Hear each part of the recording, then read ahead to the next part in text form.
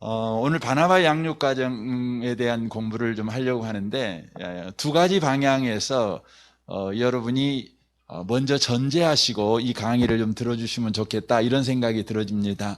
그 첫 번째 방향은 저희 교회에 이렇게 주일 예배 때 새가족이 등록했을 때에 그 새가족을 맡은 바나바가 어떻게 그들을 섬길 것인지에 대해서 여러분이 먼저 생각하시고 이 강의를 들으셨으면 좋겠습니다. 두 번째 방향은 각 마을이나 순에서 전도를 할 때에 이렇게 어떻게 그분들을 섬길 것인지에 대한 관점으로 또 그렇게 들으셨으면 좋겠습니다.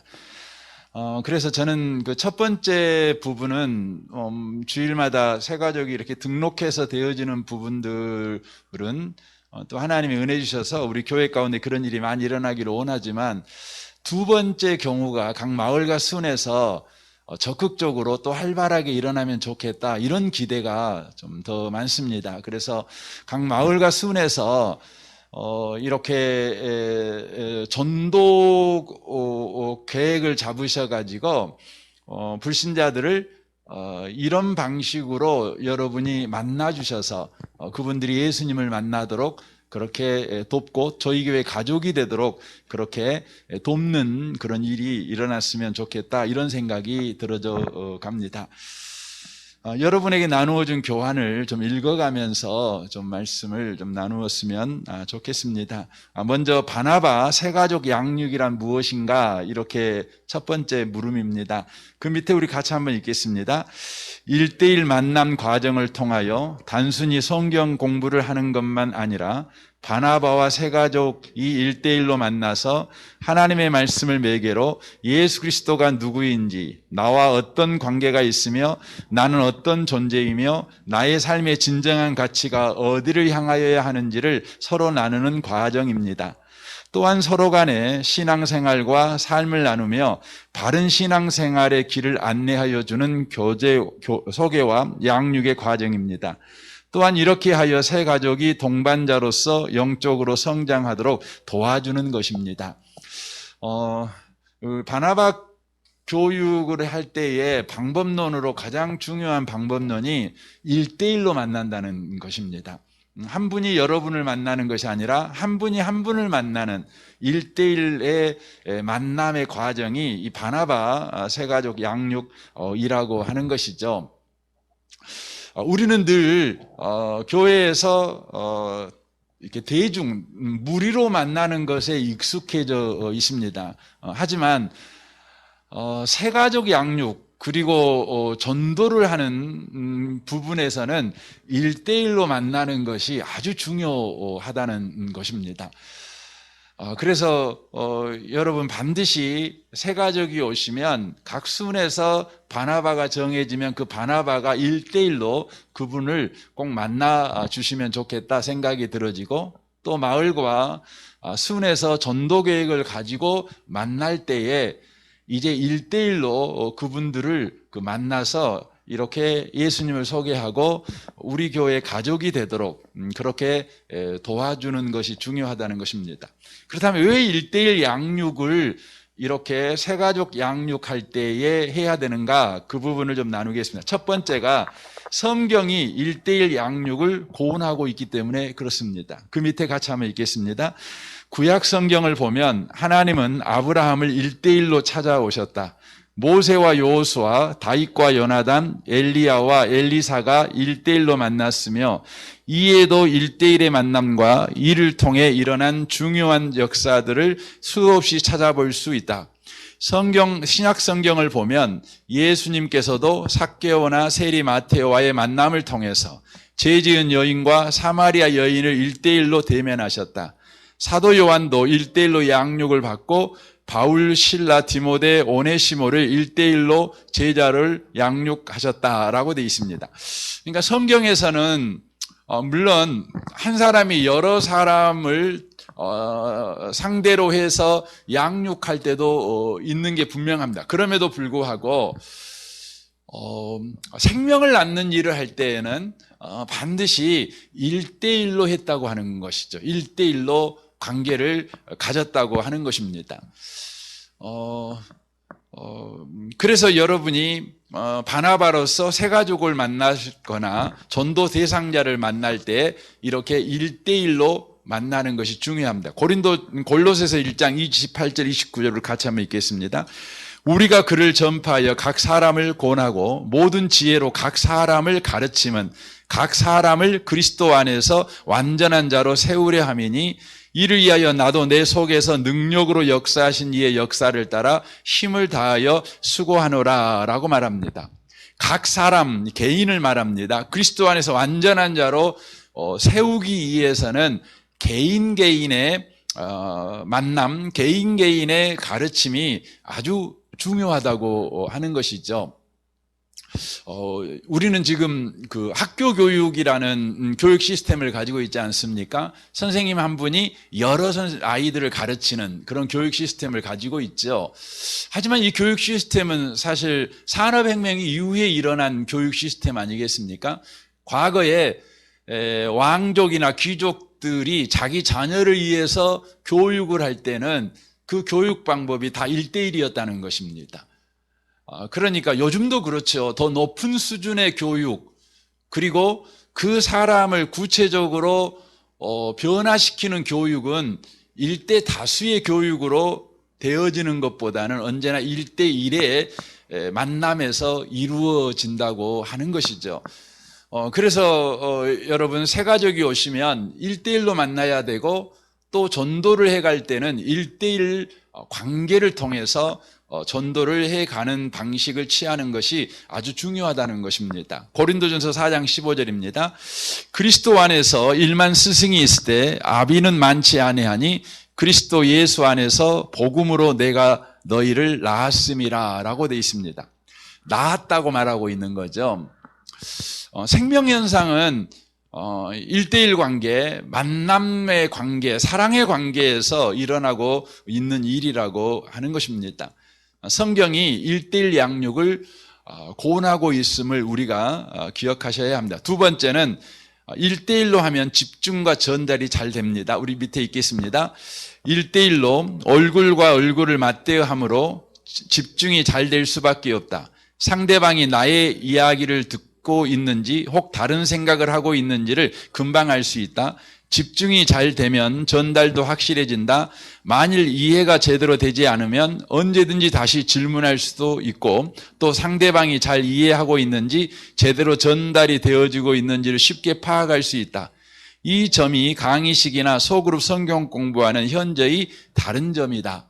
세 번째입니다. 1대1로 하면 인격적인 만남이 가능하고 양육의 열매가 확실하다는 것입니다. 밑에 한번 읽겠습니다.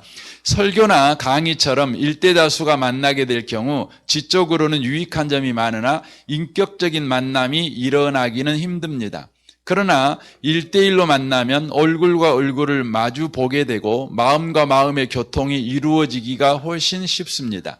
이것이 인간적인 참된 만남 속에서 사람들은 가장 확실하게 영향을 받고 변화됩니다. 그 인격적인 만남이라고 하는 것이 이 의미 자체가 굉장히 포괄적이고 사실 어려운 개념입니다. 그럼에도 불구하고 인격적이라는 것은 서로가 대화가 가능하다는 것이죠. 대화가 가능하죠. 그러니까 묻고 대답하고가 가능한 관계가 인격적인 관계라고 말씀을 드릴 수가 있죠. 그 설교에서는 질문하는 것이 없죠. 강의에서도 질문하기가 쉽지가 않습니다. 하지만 1대1 만남에서는 질문이 가능하지요. 그리고 그 질문에 대해서 대답이 가능하지요. 질문도 내 수준에서 질문할 수 있고 대답도 내가 질문한 것에 대해서 대답을 들을 수 있다고 하는 것이죠.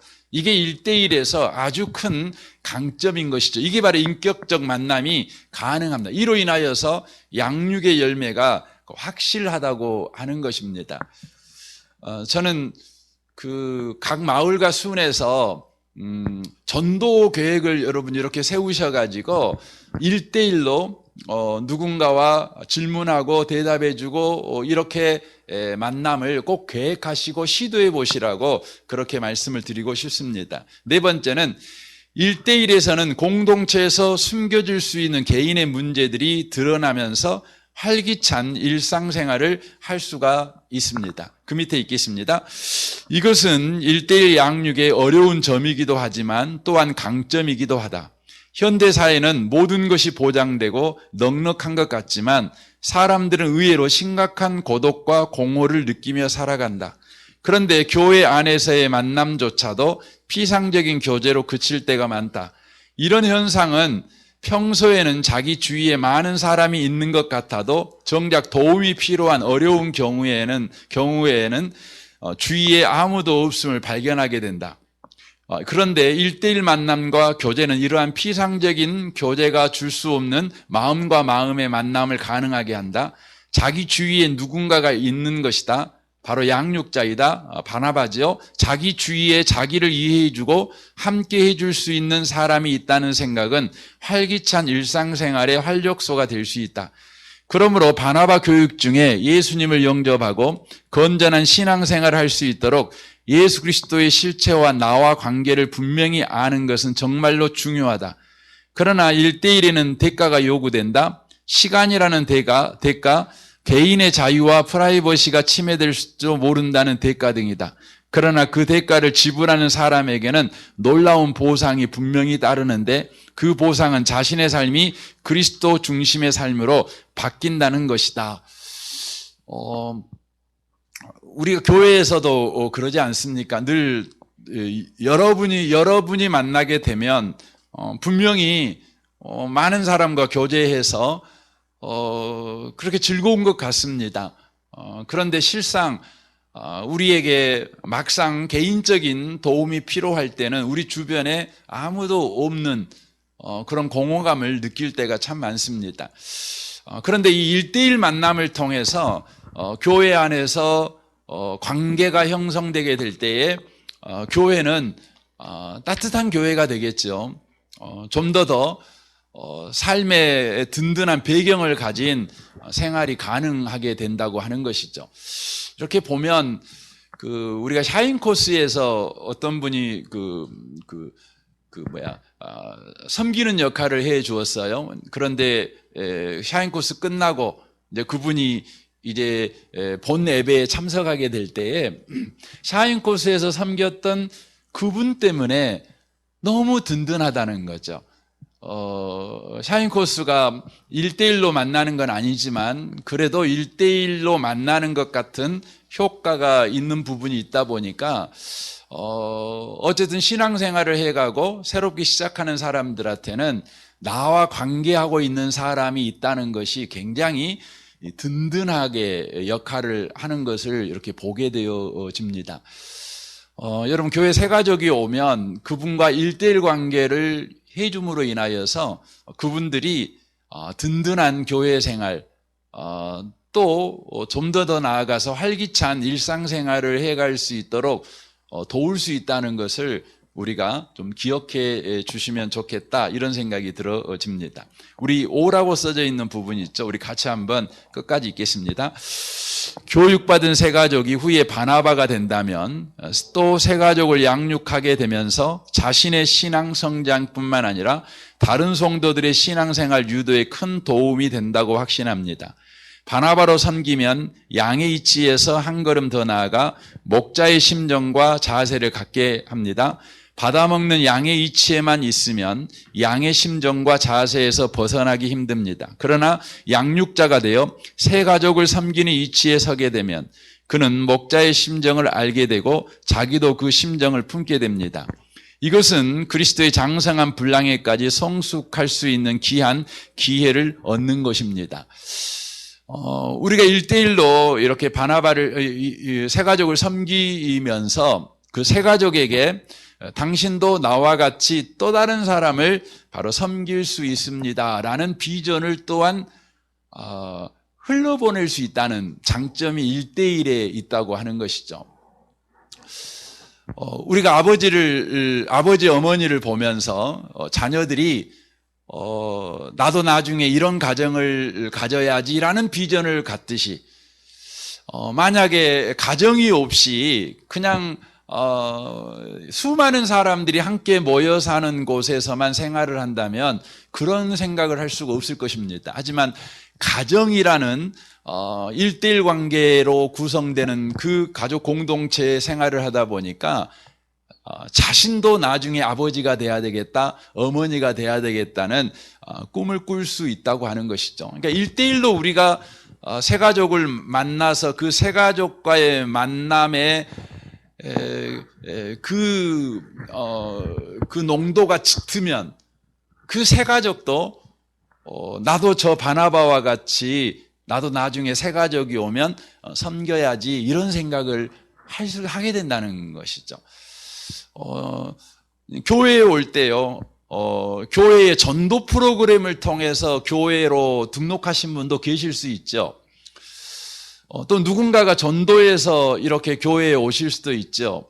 그런데 그분이 교회를 오는 방식이 1:1의 관계를 통해서 교회를 오게 되면 그분이 즉시 또 다른 사람과 1:1 관계를 통해서 전도할 수 있는 사람으로 세워지는 것을 보게 됩니다.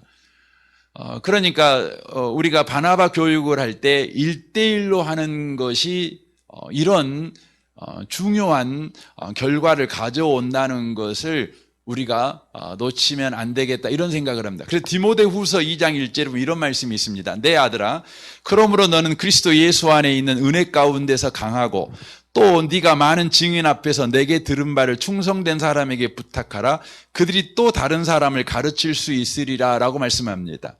여기에 보면 4대가 나옵니다. 4대. 그 성경 신명기에 보면 그 하나님은 질투하신 하나님이라고 말씀하시면서 3, 4대까지 이렇게 저주가 내려간다 이런 표현을 씁니다. 이 3, 4대라고 하는 것은 내가 영향을 끼칠 수 있는 최대의 그 세대를 3, 4대라고 이야기를 하는 것입니다. 그러니까 내가 하나님을 사랑하지 아니하면 자동적으로 3, 4대까지 그냥 저주받는다 그런 개념의 말이 아니라 내가 최대한 내 삶이 영향을 끼칠 수 있는 세대가 내 아들, 손자, 증손자까지 이제 나이가 좀 되면 이렇게 영향을 끼칠 수 있다는 것이죠. 그러니까 내가 어떻게 사느냐가 만약에 증손자까지 살아있다면 영향을 받는다는 그런 의미의 말이 되는 것이죠. 그런데 디모데후서에서는 이제 선한 영향력에 관한 이야기를 합니다. 여기에 보면 바울이 나오고 디모데가 나옵니다. 그리고 충성된 사람이 나오고 또 다른 사람이 나옵니다. 그러니까 바울이라는 사람을 통해 디모데가 영향을 받습니다. 그러니까 디모데가 바울처럼 충성된 사람을 똑같이 섬깁니다. 그랬더니 충성된 사람이 디모데가 자기를 섬겨주는 것 같이 또 다른 사람을 섬겨주는 것이죠. 이런 선순환, 이런 놀라운 축복의 바로 영향력이 우리 은혜의 복음교회 가운데 생긴다면 은혜의 복음교회가 진짜 건강한 교회가 되는 것입니다. 그러니까 보통 교회는 20년을 넘기기가 어렵습니다. 여기서 보통 그러니까 저도 이렇게 목사로서 많은 교회들을 보고 또 연구하고 그렇게 하죠. 그런데 거의 대부분의 교회가 20년을 넘는 게 어렵습니다. 그 은혜의 그 환경, 그것이요. 왜 20년을 넘기기 어렵냐? 그러면 그 20년이라는 게 보통 한 분의 목사님, 그 교회를 개척했다면 그 교회 목사님이 20년 동안 목회를 하는 것이죠. 그 뒤로부터는 교회가 삐그덕거리고 문제가 생기고 주저앉기 시작합니다. 물론 예배당이 더 크게 지을 수도 있고 성도 수는 줄어들지 않을 수도 있는데 실제 내용적으로 보면 그렇습니다. 왜 그런 일이 벌어지냐면 바로 교회가 목사의 영향력 아래에만 놓여 있는 교회가 되기 때문에 그렇습니다. 그러니까 목사가 영향을 끼치지요. 성도님들의 영향을 끼치잖아요. 그래서 모든 성도가 목회자의 영향만 받는 겁니다. 그 목사님의 영향만 받는 거예요. 그러니까 목사와 회중만 있는 것이지 목사와 제자가 없는 겁니다. 그리고 그 제자가 또 다른 제자를 양육하는 그리고 또 양육하는 일이 있게 된다면 여러분 한 세대를 여러분 20년, 30년으로 본다면 그 교회는 적어도 100년 이상은 여러분 뜨거운 교회가 될 수 있습니다. 여러분 왜 1대1로 새 가족을 섬겨줘야 되고 왜 1대1로 각 마을과 순에서 이렇게 영혼을 섬겨줘야 되는가? 바로 교회는 목회자와 회중만 있는 교회가 되면 절대 안 되는 겁니다. 교회는 반드시 목회자를 통해서 제자가 나와야 되고 그 제자들을 통해서 또 선한 영향력을 받고 또 영향력을 받는 사람들이 교회 가운데 연달아 세워져야 된다는 것이죠. 그래서 저는 이 교회를 생각할 때마다 저희 교회를 생각할 때마다 기도하고 또 구하는 은혜가 있습니다. 그것이 뭐냐면 저는 저희 교회 장로님들이 우리 성도님들한테 정말 영향력을 끼치는 장로님들이 되길 원합니다. 어떤 영향력이냐면 단지 행정적으로 물론 장로님들은 당회원이면 행정적인 역할을 해야 되겠죠. 하지만 그 역할은 사실은 중요한 게 아니거든요. 그건 다른 분이 얼마든지 할 수 있습니다. 그런데 장로님들이 해야 될 역할은 영적인 역할입니다. 목양적인 역할입니다. 그래서 여러분 성경 이 구약 성경에도 보면 장로님들이 했던 역할은 명확하거든요. 가장 잘 보여주고 있는 게 민수기에 나와 있는 모습입니다. 모세가 하나님의 말씀을 전합니다.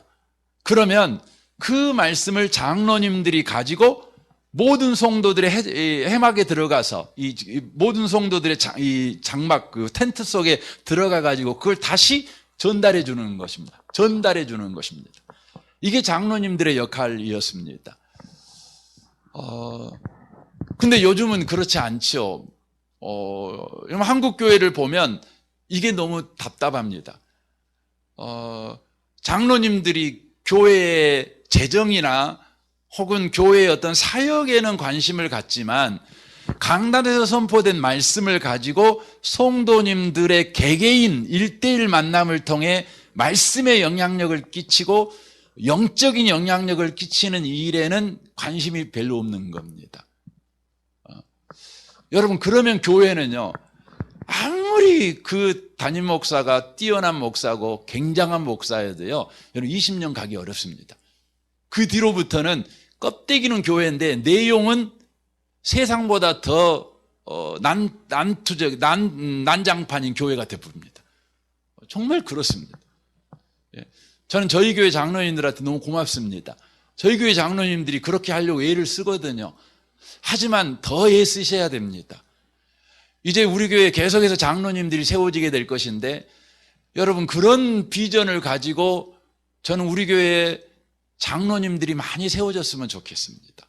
그래서 저희 교회 장로님들이면요 누구나 다 성도님들한테 영적인 영향력을 끼치고 있는 장로님이 되셔야 합니다. 그래서 저는 우리 장로님들 제가 먼저 죽을란지 우리 장로님들이 먼저 천국 갈지 잘 모르겠지만 혹시나 제가 여러분 장례식을 치를 일이 있다면 저는 여러분의 장례식에 우리 성도님들이 그냥 오는 게 아니라 와가지고 우리 장로님 영정 앞에서 이 장로님이 누구이신지 내가 이 장로님 때문에 여기까지 내가 성장했고 내 신앙이 이랬다고 이렇게 간증하는 일이 꼭 있었으면 좋겠어요. 네, 있었으면 좋겠어요.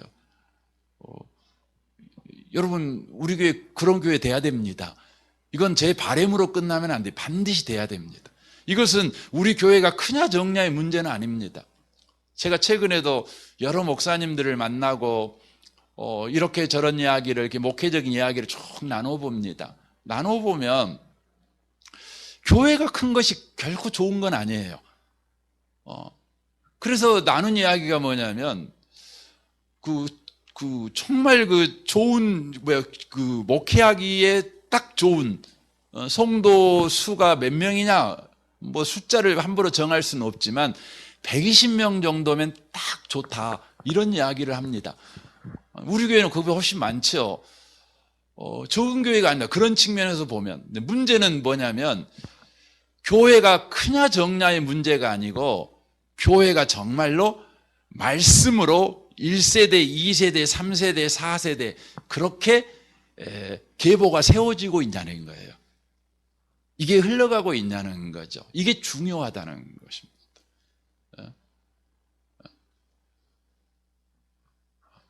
여러분, 교회를 크게 만들려면요, 좀 죄송한 말이지만 저 혼자 목회하면 교회 커집니다. 정말입니다. 장로님들이 세워지면 교회가 커진다고요? 안 그래요. 여러분, 교회는 그냥 목사 마음대로 하면 교회 커집니다. 그런데 교회는 그러면 안 돼요. 교회는요, 반드시 영적으로 영향을 받고 영적으로 성숙해져야 돼요. 해져야 돼요. 그게 교회입니다. 그 교회. 교회는 작아도 괜찮습니다. 다만 목사에게만 영향을 받는 교회가 아니라 1세대, 2세대, 3세대 서로 영적인 영향력을 주는 교회가 돼야 돼요.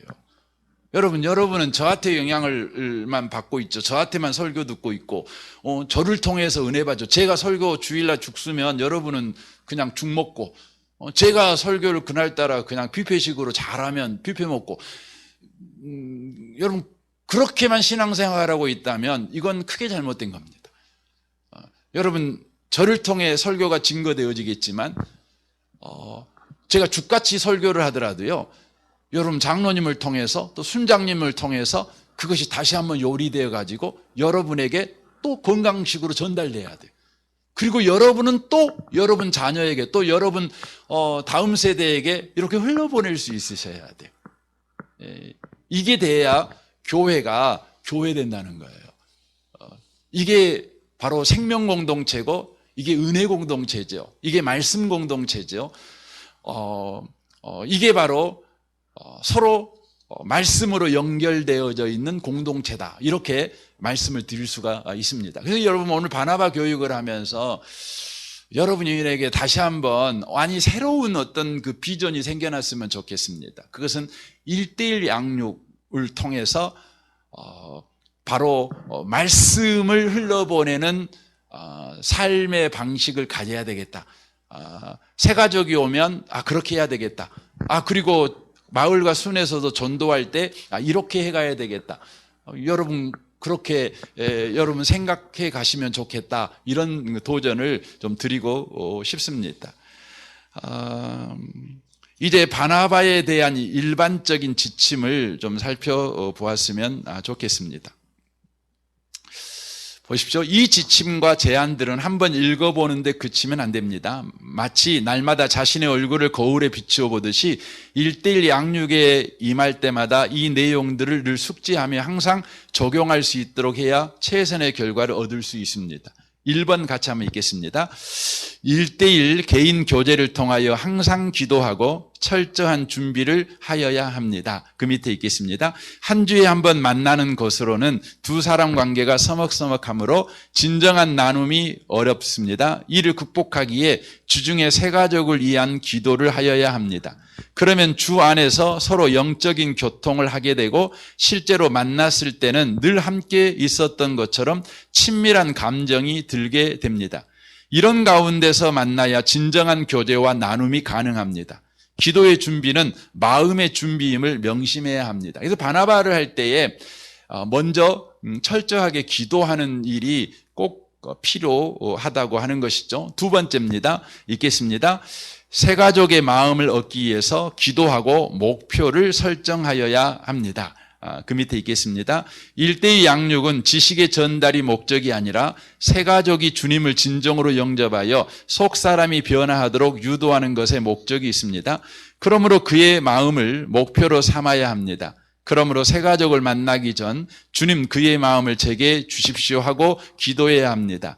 바나바가 먼저 새 가족에게 마음을 열어야 새 가족도 그의 마음을 열게 됩니다. 잠언 27장 19절입니다.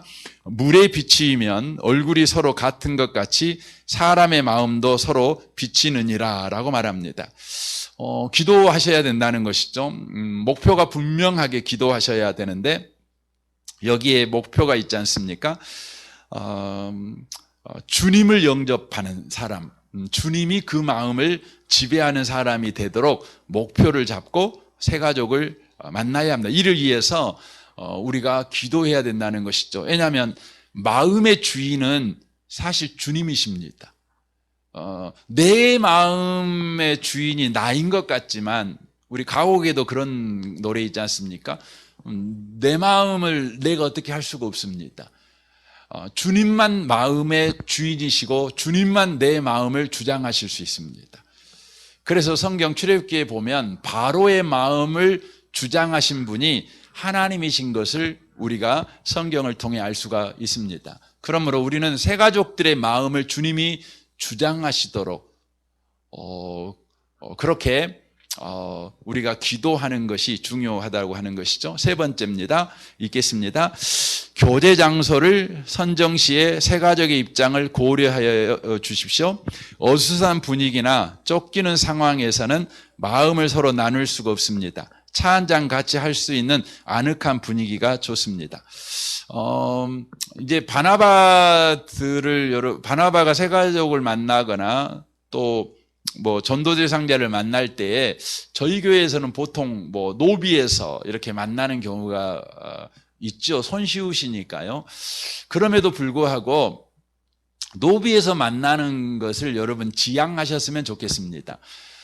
그래서 각 마을에서 각 순에서는요, 여러분 학교 안에 공간이 많으니까 한번 다음 주라도 삥 돌아보면서 내가 새 가족이 우리에게 온다면 이 새 가족하고는 여기서 만나야지 하고 여러분이 장소를 미리 정해 놓으시면 좋겠습니다.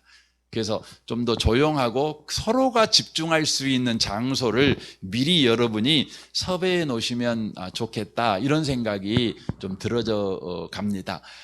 그냥 오면 손쉬운 노비에서 이렇게 만나면 왔다 갔다 하는 사람도 많고 그래서 집중하기도 어렵고 나를 위해서 이분이 시간을 내어놨다는 생각보다는 지금 바쁜데 그냥 얼른 만나려고 지금 이렇게 하고 있구나, 이런 그 생각을 심어다 줄 수 있기 때문에 그렇습니다. 그래서 마을이나 순에서 여러분 그 공간을 딱 정해 놓으시면 좋겠어요. 그래서 오시면 여기로 모셔가 가지고 여기서 담은 5분이라도 담은 10분이라도 여기서 우리는 만나야 되겠다, 이렇게 여러분이 정해 주시면 좋겠다 생각이 들어집니다. 네 번째입니다.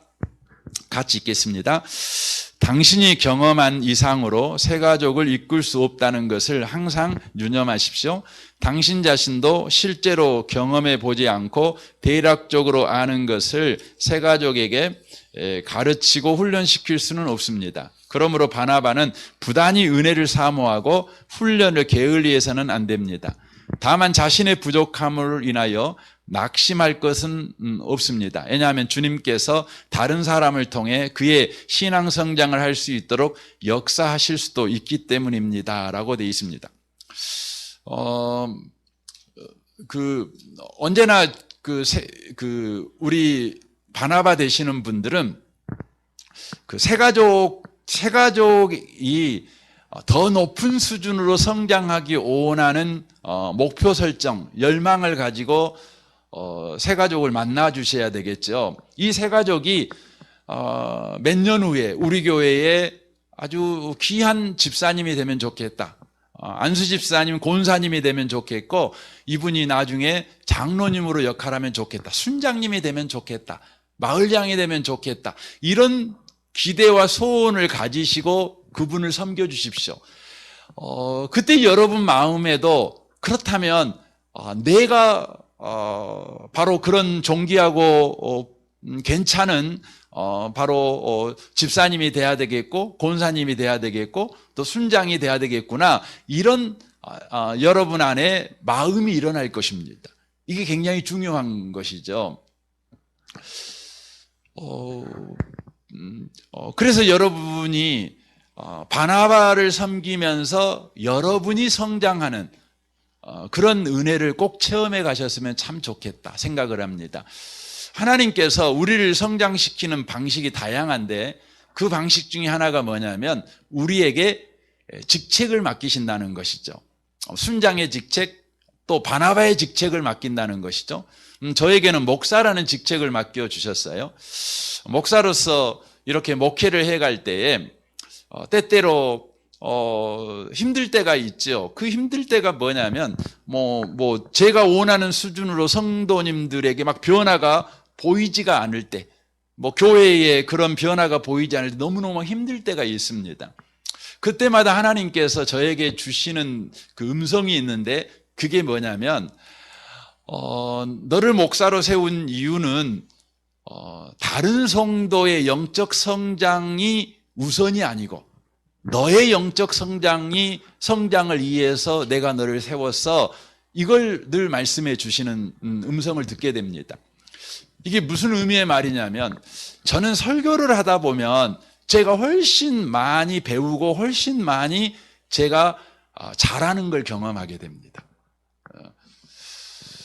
이런 식이죠. 제가 설교를 늘 듣는 자리에만 앉아 있다면 아마 좋을 때도 있을 겁니다. 그렇죠? 제가 설교를 듣고 있으면 좋을 때도 있겠죠.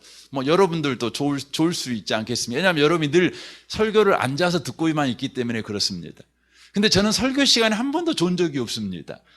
왜일까요? 제가 서서 설교를 하고 있으니까 설교 시간에 졸아본 적이 없습니다. 그것이 은혜라는 걸 알게 되었습니다. 설교 시간에 안 졸고 설교를 들을 수 있도록 나로 서갖고 설교하게 하셨구나. 결국은 나의 영적 성장의 유익이 내게 주신 은혜구나. 이 부분을 생각합니다. 여러분, 바나바로 세워졌다. 그것은 여러분이 섬겨야 될 새 가족을 위한 하나님의 배려이기도 하지만 우선순위는 여러분을 성장시키기 위한 하나님의 여러분 배려이고 하나님이 여러분 가족이 주신 기회라는 것을 우리가 놓치면 안 되는 것이죠. 놓치면 안 되는 겁니다. 제가 얼마 전에 그 TV에서 그 유키즈인가 그런 프로그램 있잖아요. 그 프로그램에서 그 대치동의 1등 강사, 일타 강사라고 합니까? 1등 강사가 나와가지고 그 유재석이랑 이렇게 대화하는 걸 들었어요. 근데 제가 굉장히 그 부분에서 되게 와, 그렇구나, 저래야 되는구나, 이걸 내가 도전을 받은 것이 있었습니다. 그게 뭐였냐면 이분은 자기를 선생이라고 생각해 본 적이 없대요. 자기는 강사래요. 선생이 아니고 강사래요. 그래서 물어봤어요. 유재석이 강사와 선생은 뭐가 다릅니까? 이렇게 물어봤어요. 그랬더니 그분이 이렇게 말하더라고요. 선생님은 가르치고 나서 아이들이 잘 따라했는가 안 따라했는가 시험 보는 사람이 선생이래요. 그렇죠?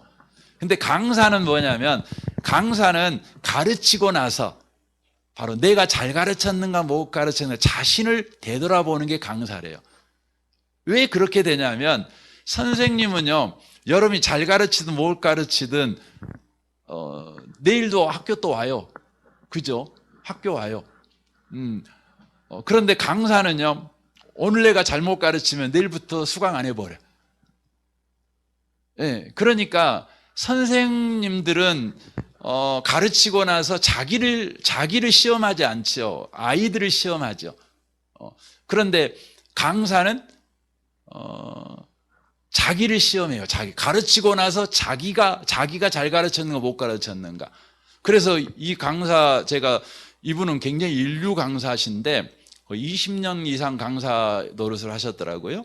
그런데 이분은 지금도 매 10시간 이상 강사 준비를 하신대요. 가르치는 준비를. 굉장히 도전이 되더라고요.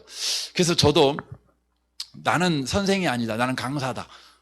이런 마음을 가졌어요. 나는 목사지만 선생이 아니고 나는 강사다. 그래서 설교한 이후에 성도님들이 그렇게 사냐 안 사냐를 점검해가는 사람이 아니라 나를 점검하는 사람이다. 이제 그렇게 마음을 먹게 됐어요. 굉장히 저는 그분의 이야기를 들으면서 나의 태도가 이래야 되는구나. 나는 이런 사람으로 부르심을 받은 사람이고라는 것을 그분의 소리를 통해서 내가 하나님의 메시지를 들은 적이 있습니다. 여러분 바나바도 마찬가지입니다. 바나바는요, 새 가족이 변화됐는가를 관찰하는 관찰하는 게 우선순위가 아니라 나를 관찰하고 나를 점검하는 것이 우선 순위에 놓인 사람. 결국 바나바는 나를 성장시키기 위해서 하나님께서 주신 기회라는 것을 여러분이 꼭 기억하시면 좋겠다 생각이 들어집니다. 우리 5번째 한번 읽겠습니다. 바나바가 신앙생활의 본을 보이면서 양육하여 주십시오. 네, 빌립보서 4장 9절입니다. 같이 읽겠습니다. 너희는 내게 배우고 받고 듣고 본바를 행하라. 그리하면 평강의 하나님이 너희와 함께 계시리라 라고 되어 있습니다. 바나바는 새 가족에게 그렇게 말할 수 있었으면 좋겠어요. 나같이 하세요. 이렇게 말할 수 있었으면 좋겠습니다. 나처럼 하세요. 나처럼 하면 됩니다. 제가 부족하지만 지금 수준에서는 저처럼 하면 충분할 것 같습니다. 이렇게 말해 주시면 말할 수 있는 사람이 되도록 하시면 좋겠습니다. 그 부분에 대해서 여러분이 계속해서 은혜를 구하시면 좋겠다 생각이 들어져 갑니다. 6번째입니다. 아무것도 당연시하지 마시기 바랍니다. 그 밑에 같이 읽겠습니다.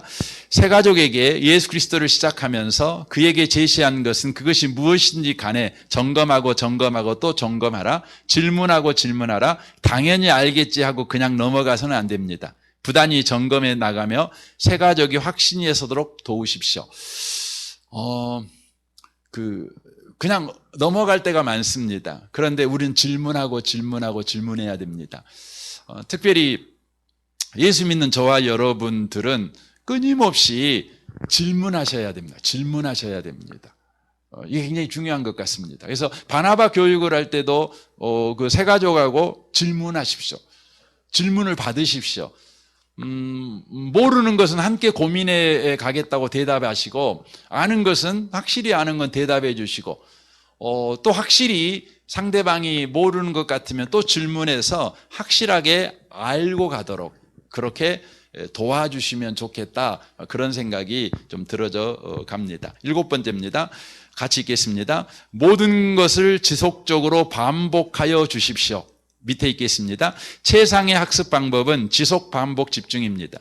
특히 예수 그리스도에 대하여 반복하여 설명하고 확인하면서 나의 신앙의 근본이 어디에서 출발하는지를 확인하는 것에 대하여 미안해하지 말고 반복하고 확인하십시오. 한번 끄덕였다고 해서 다 알고 있으리라고 생각하는 건 큰 오산입니다. 기회만 되면 반복하여 묻고 확인하십시오. 이것이 배움의 열쇠입니다. 저는 매주 이걸 반복하거든요. 저도 매주 배우거든요. 매주 제가 이렇게 배우는 시간으로 하면 뭐 거의 20시간 가까이 될 겁니다. 매주 배웁니다. 배우는데 모르겠으면 알아도 또 배웁니다. 보통 제가 이제 만약에 어떤 강의를 듣는다 그러면 그 강의를 전체적으로 한번 듣겠죠. 그리고 또 듣습니다. 보통 제가 강의를 한번 들으면 4번, 5번 듣거든요. 그리고 나서 또 구감해서 또 듣고 듣습니다. 그래서 사실은 강의하신 분보다 제가 그 강의를 더 잘할 수 있습니다. 그 강의를 외우는 것이 아니라 그 강의의 전체적인 개념을 정확하게 이해하려고 하고 그 개념에서 파생된 또 다른 이야기에 대해서도 계속해서 생각해 봅니다. 여러분, 바나바를 새가족을 섬기는 일은 다만 그냥 새가족 만나서 우리 교회 잘 다니세요, 이렇게 하는 것에 목표를 두지 마시고요. 새가족과 계속해서 함께 신앙생활을 몸부림치며 해가는, 그래서 새가족에게 꼭 중요한 것은 반복해서 가르치고, 확인해서 또 가르치고, 또 이야기하고, 이렇게 해 주시는 일을 꼭 하셔야 된다는 것이죠. 꼭 하셔야 됩니다. 제가 예수님 믿으면 구원받습니다, 뭐 이거 여러분 다 알지 않습니까? 그런데 그걸 뜯어가지고 예수님을 믿으면 구원받는, 예수가 누구고 믿음이 뭐고 구원받는 게 뭐냐, 이걸 뜯어가지고 하나하나씩 설명을 여러분 하실 수 있으신가요? 사실 못합니다. 그래서 예수를 믿으면 구원받습니다, 이것이 저와 여러분의 심장을 사실 뛰게 하지는 않습니다. 하지만 사실 저는 심장이 뜁니다. 예수를 믿는다, 구원받는다, 이 말을 들으면 막 심장이 뜁니다. 왜냐하면 저는 수없이 이걸 반복하거든요. 반복하고 또 반복하고 또 반복하고. 이번에 이제 우리 오랜만에 목사님, 우리 동기들을 만났습니다. 동기들을 만나가지고 이제 이야기를 이렇게 나누는 거죠. 용서에 관해서 이제 나누게 되었습니다. 목사님 한 분이 이제 5.18 때 고3이셨는데 실제 이제 진학군들이 막 이렇게 사람 죽이고 막 이런 현장에 있으셨어요. 그리고 이제 그걸로 인해서 이분이 막 그 데모도 하시고 막 이걸 열심히 하신 분이셔요. 이번에 이제 대통령 선거를 하는데 자기 마음에 드는 사람은 없어요. 그런데 이분 마음은 뼛속까지 자기는 민주당이라는 거예요. 뼛속까지. 왜 민주당이냐? 그러면 제가 이제 그분하고 쭉 이야기를 해보면 그분이 이제 뭐 소위 말하면 우리가 이제 물어보잖아요. 우리가 진보인지 보수인지 누구를 찍어야 되는지 이렇게 질문할 수 있잖아요. 그러면 우리는 사람을 보고 누구는 이렇게 이야기할 수 있지만 우리가 보수 진영인지 진보 진영인지 아니면 중도인지 이걸 여러분과 제가 잘 모르잖아요. 근데 질문 몇 가지 해보면 여러분이 진보인지 보수인지 중보인지 금방 합니다. 금방 합니다. 저는 보니까 중도더라고요. 중도. 저는 중도더라고요. 여러분이 당장 그 복지에 대해서 어떤 생각을 갖고 계시는지, 또 종전에 대해서 어떤 생각을 갖고 계시는지 이런 몇 가지 질문해보면 이렇게 나옵니다. 근데 제가 그 목사님하고 이야기를 해보면 그 목사님은 진보는 아닌 것 같아요. 진보는. 근데 그분은 이제 그 5.18의 그 트라우마가 너무 강렬해가지고 하고 우리 같이 이야기하는데 자기는 전두환이가 절대 용서가 안 된다는 거예요. 근데 문제가 이번 주 용서에 대한 설교를 해야 된대요. 근데 이번 주 용서에 대한 설교를 하려고 하는데 그게 생각이 나는 거예요. 그게 계속 생각이 나는 거예요. 용서에 대한 설교를 하려고 그러면 다른 그 잘 넘어가다가도 그게 딱 걸리는 거예요. 거슬리는 거예요.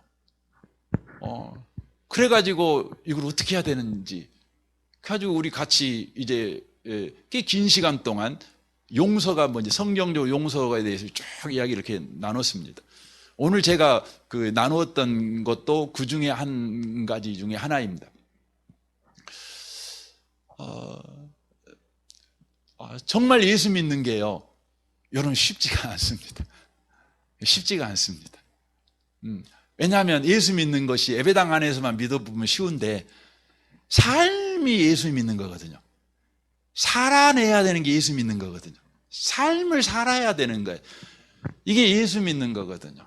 그러니까 새 가족이 와갖고 당신 천국 가자, 우리 예수 믿고 천국 가자, 이렇게 단순하게 끝내버릴 일은 아니거든요. 물론 처음에야 그럴 수도 있지만 조금만 들어오면은요, 이게 예수 믿는 일이 만만치가 않거든요. 만만치가 않습니다. 정말 어렵습니다. 왜냐하면 예수님이 우리 인생의 모든 문제에 대한, 모든 현실에 대한 답이거든요. 그럼 정말 예수님이 모든 문제와 모든 현실의 답이라는 것을 우리가 알아야 되잖아요. 근데 그게 정말 어렵습니다. 그래서 우리는 끊임없이 하나님의 말씀 앞에서 반복하고 지속하고 집중하는 일이 필요한 거예요. 그냥 예배 시간에만 예수 믿으면 얼마나 좋겠습니까? 그럼 예배 시간 끝나고는 내 마음대로 살면 되잖아요. 그런데 예수 믿는 건 예배 시간에만 예수 믿는 게 아니고 예배 시간 끝나면 더 잘 믿어야 되거든. 그러잖아요. 그러지 않습니까? 기도 시간에만 예수 잘 믿으면 얼마나 좋겠습니까? 근데 전세금에 전전하면서도 예수 믿어야 되잖아요. 그렇잖아요. 그래서 어려운 겁니다. 그래서 예수를 믿는다는 게 뭔지에 대해서 지속하고 반복하고 집중하고 또 살피고 또 점검하고 이런 일이 필요합니다. 바나바로서 여러분이 새가족을 섬길 때 새가족이 그런 질문하지 않더라도 그런 부분에 대해서 계속해서 여러분이 몸부림하는 가운데 만나주셔야 된다는 거예요. 만나주셔야 한다는 거죠. 8번째 좀 같이 한번 읽겠습니다. 바나바의 삶 전체를 새가족과 함께 나누십시오.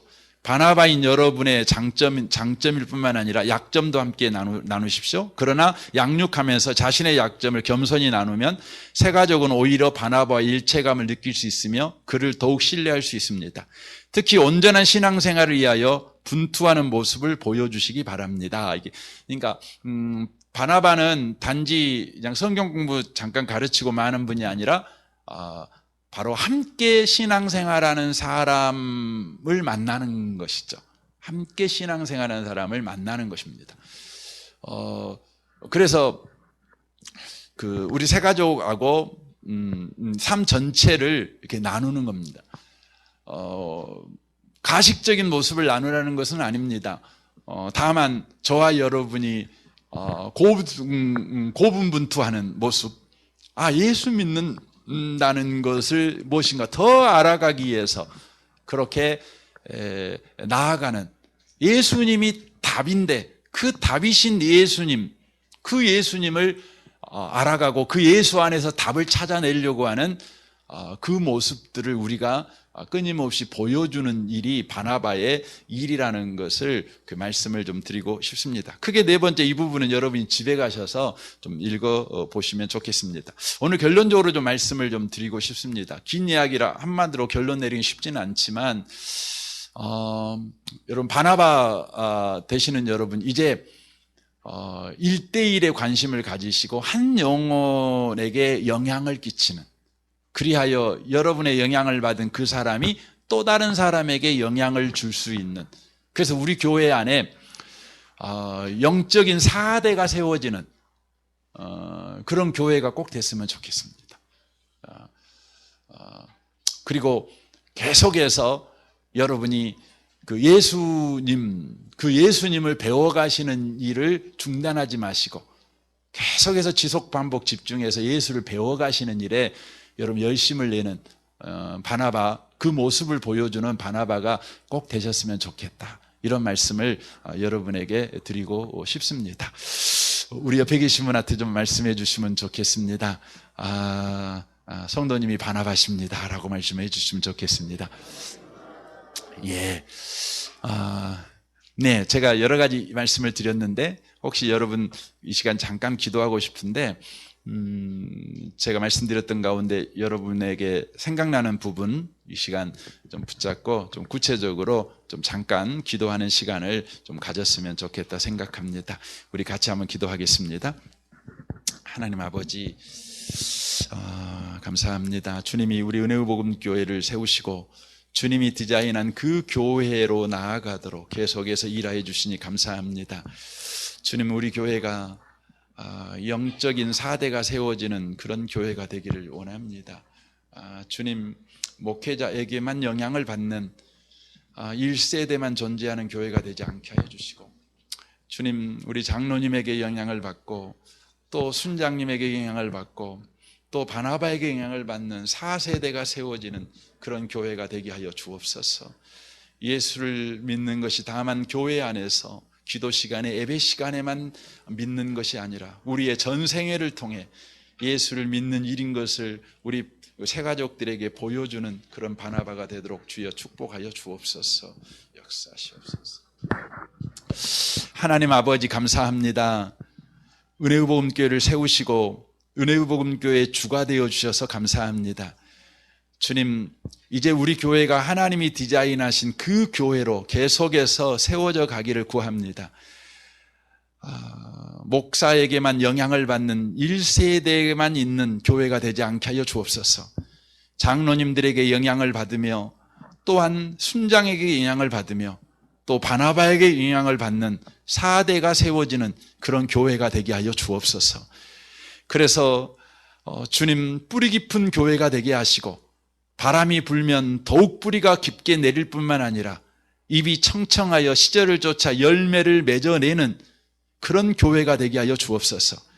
위기가 열매를 만들어내는 기회를 만들어낼 줄 아는 교회가 되게 하여 주옵소서. 주님, 이제 바나바로서 새가족을 섬길 때에 다만 예배당에서 예수 믿고 기도할 때만 예수 믿고 예배할 때만 예수 믿는 성도의 모습을 보여주는 것이 아니라 우리의 삶의 모든 영역에서 예수 믿는 삶을 보여주는 그런 바나바가 되도록 주여 축복하여 주옵소서. 이런 신앙생활을 새가족들에게 보여주게 하시고 새가족들에게 이런 신앙생활에 초청하게 하시고 함께 신앙생활을 해갈 수 있는 그런 은혜를 입는 우리 바나바가 되게 하시고 우리 교회가 되게 하여 주옵소서. 주님, 간절히 원합니다. 우리 교회의 새가족들이 계속해서 많아지게 하여 주시옵소서. 그래서 예수 믿는 게 무엇인지 주님 알고 그것을 살아내는 예수 믿는 사람이 많아지는 이 강주 도성이 되게 하여 주옵소서. 그래서 여러분, 길거리에서도 시장통에서도 학교에서도 공무원 사이에서도 어느 영역에서든지 예수 믿는 사람의 삶을 살아내는 사람이 많아지는 일이 우리 은혜의 복음교회를 통해서 일어나게 주여 축복하여 주옵소서. 각 마을과 순에서 또 전도 계획을 가지고 전도해 갈 때에 또 그렇게 놀라운 전도의 기적이 일어나도록 주께서 축복하여 주옵소서. 코로나로 참 어렵습니다. 하지만 주님, 다만 코로나가 우리를 어렵게 만드는 것이 아니라 우리를 강하게 만들며 성장시키며 우리를 위대하게 만드는 하나님의 일하심을 믿습니다.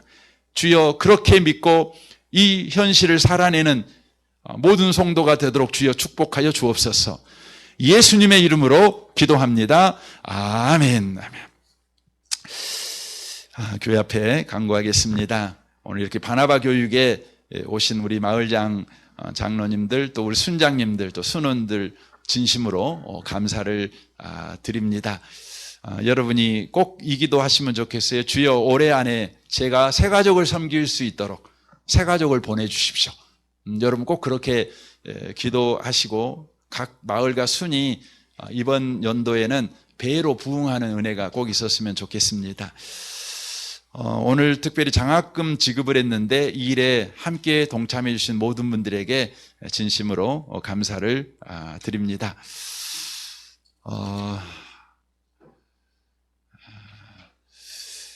기도하겠습니다. 지금은 우리 주 예수 그리스도의 은혜와 하나님 아버지의 크신 사랑과 성령님의 이로 교통하심의 역사가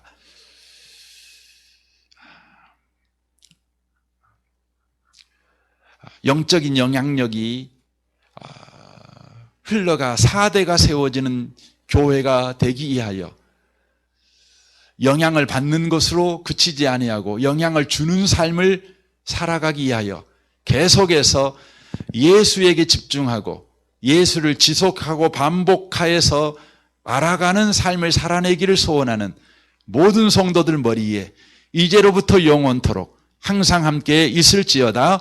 아멘. 아멘.